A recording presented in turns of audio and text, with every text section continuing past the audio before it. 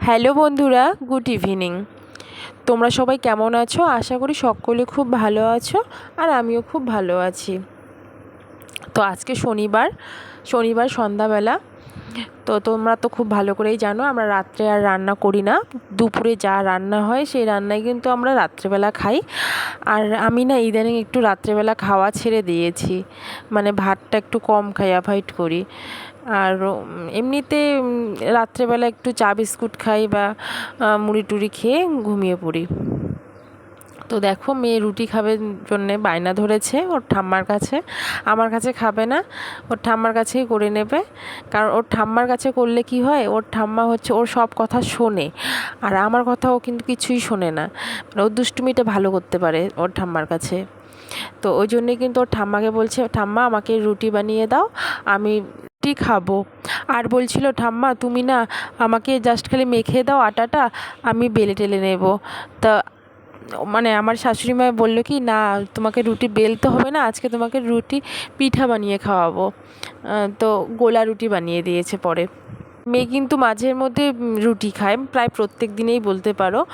আর গোলা রুটিটা একদমই খাইই না বললে হয়, মানে কারণ বানিয়ে দেওয়া হয় না সেরকম। তো আজকে হঠাৎ করে গোলা রুটি বানিয়ে দিয়েছে, ওই জন্যেই কিন্তু ও পরিষ্কার করে খেয়েছে গোলা রুটি। আর রাত্রে জানো তো ভাত খায়নি, ওই গোলা রুটি খেয়েই ছিল। আর দেখো, ফিরে এলাম কিন্তু পরের দিন সকালবেলা। আজ হলো রবিবার। প্রচুর ঝড় বৃষ্টি হচ্ছিল সকালবেলা। সকালবেলা শুধু না, রাত্রে থেকেই বৃষ্টি হচ্ছে, কিন্তু ভোরবেলার দিকে বৃষ্টি কমে গেছিলো। তারপরে আবার দেখো, এই 7টা বাজতে না বাজতেই আবার ঝড় বৃষ্টি আবার শুরু হয়ে গেল। আমি তো একটু লেট করে ঘুম থেকে উঠি, তোমাদেরকে আগের ভিডিওতেই বলেছি। জানো তো বন্ধুরা, কালকে রাত্রেই কিন্তু কারেন্টটা চলে গেছিলো। রাত্রে যে আমরা কিন্তু প্রত্যেকদিন রাত্রেবেলায় মানে ট্যাঙ্কিতে ফুল ট্যাঙ্কি জল তুলে রাখি, কিন্তু কালকে ভুল হয়ে গেছিলো, একটা কারণে জল তুলতে পারিনি। এখন তো বর্ষাকাল, এখন কিন্তু রোজ দিনই আমরা সেরকম করে থাকি, কিন্তু হঠাৎ করে দেখো কালকেই জল তুললাম না। প্রত্যেক দিনই জল তুলে রাখি, এরকম কোনো দিন হয় না যে কারেন্ট থাকে না। আজকে দেখো জল তুলে রাখিনি, আর আজকে কারেন্ট চলে গেছে, মানে কারেন্ট আসেনি, আর হয়তো কখন আসবে ঠিক নেই। আর ওই জন্যে কিন্তু আমি দেখো বাসনগুলো সব কলপারে নিয়ে আসছি। এখন সে অনেকগুলো, আজকে আবার কি হয়েছে, আমি রাত্রেই বাসন মেজে রাখি, এতগুলো করে বাসন থাকে না, দু একটা হয়তো থাকে রাত্রের। আর সব বাসন কিন্তু আমি রাত্রেবেলায় মেজে রাখি। আর দেখো অনেকগুলো বাসন রয়েছে, এই বাসনগুলো কিন্তু এখন আমি কলপারে নিয়ে গিয়ে মাজবো। আর দেখো, আমি কিন্তু এখানে বাসনগুলো সব ছাই দিয়ে মেজে নিচ্ছি, কারণ আমার শাশুড়ি মা হচ্ছে ছাই দিয়ে বাসন মাজতে খুব ভালোবাসে। আর আমারও কিন্তু তাই। আমি ঘরে রান্নাঘরে বেসিনের মধ্যে বাসন মাজির জন্য ওই জন্যই ছাই দিয়ে মাজা হয় না। আর ছাই দিয়ে বাসন মাজলে কিন্তু বেশ চকচকে হয়। আর জানো তো বন্ধুরা, মানে সকালে অনেক সমস্ত কাজ থাকে, যে সমস্ত কাজ থাকে সেই সমস্ত কাজ আমি করতেই পারছি না, কারণ বাসন মাজতে মাজতেও কিন্তু একটু বৃষ্টি পড়ছিল, মানে পিঠটা আমার পুরোটাই ভিজে যাচ্ছে।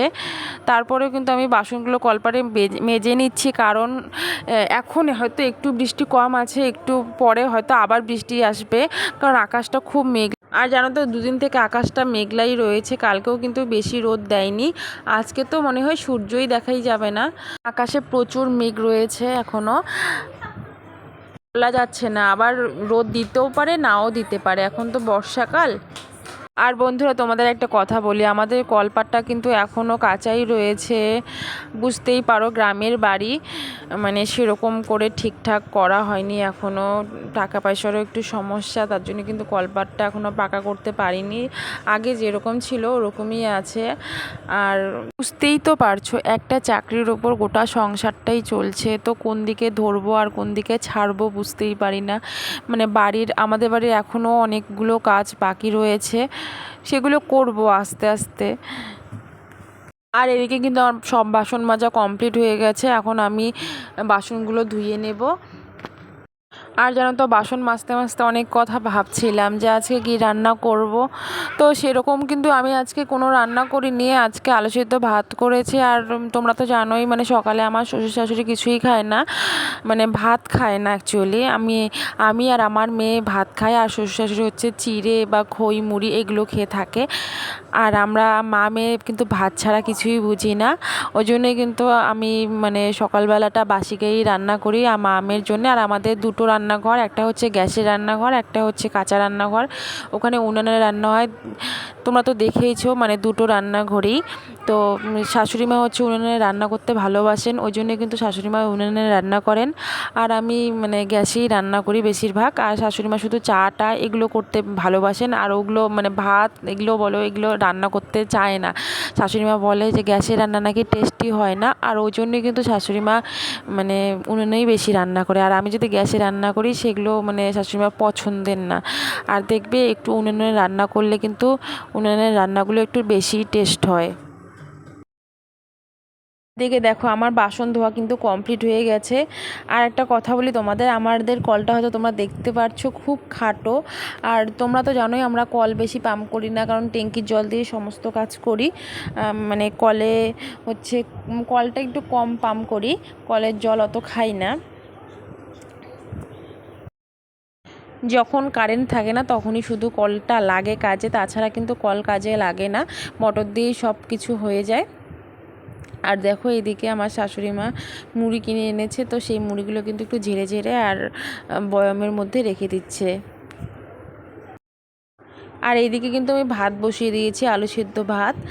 আর দেখো আমি এইদিকে ঘর মানে অনেক দিন থেকে উপরটা ঝাড়া হয় না ঠিকঠাক করে, তো আমি কিন্তু এখন উপরটা একটু ঝাড় দিব। দেখো আমি কোথায় উঠছি, তো আমার ভয়ও লাগছিল ওখানে উঠতে। আর এই জায়গাটা যে এত নোংরা হয়েছিল বন্ধুরা বিশ্বাস করবে না, মানে এত ধুলো জমেছিল।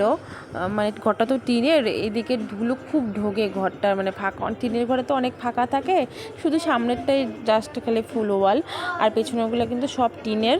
তো অনেকগুলো ফাঁকা থাকে, ওই ফাঁকাগুলো দিয়ে কিন্তু খুব ধুলো ঢুকে। ওপরটা না আমার হাজব্যান্ড যখন বাড়িতে আসে তখন কিন্তু মাঝে মধ্যে ঝাড় দিয়ে দেয়, তো আমি কোনোদিন ঝাড় দিই না। তো আজকে আমি নিজে নিজেই বুদ্ধি বের করলাম যে দেখি তো আজকে আমি করব, পারি কি পারি না, একটা মই এনে মইয়ের উপর উঠবো। তো মই খুঁজলাম এদিক ওদিক, কারণ মই ছিল না। তো ওই জন্যে কিন্তু আমি প্রথমে একটা চেয়ারের উপর উঠলাম, তারপরে আমার একটা ডাইনিং টেবিল ঘরের মধ্যে আছে, ওই ডাইনিং টেবিলটাতে উঠলাম। উঠে দেখো আমি উপরটা একদম ঝাড় দিয়ে মানে পুরোটা পরিষ্কার করে নিলাম। তোমাদের সাথে পুরোটা শেয়ার করতে পারিনি কারণ তো দেখো বন্ধুরা ফিরে এলাম কিন্তু একেবারে 12টার দিকে। আমি দেখো এখানে শাড়ি পরে রেডি হয়ে নিয়েছি রিলস বানানোর জন্য। তো মেয়েও বলছে আমি শাড়ি পরবো, তো মেয়ের একটা শাড়ি ছিল সরস্বতী পুজোর, তো ওই শাড়িটা কিন্তু আমি মেয়েকে পরিয়ে দিলাম। তো মেয়ে দেখো কি একদম সাজুগুজু করছে, আয়না দেখছে, বলছে মা আমাকেও সিঁদুর দিয়ে দাও।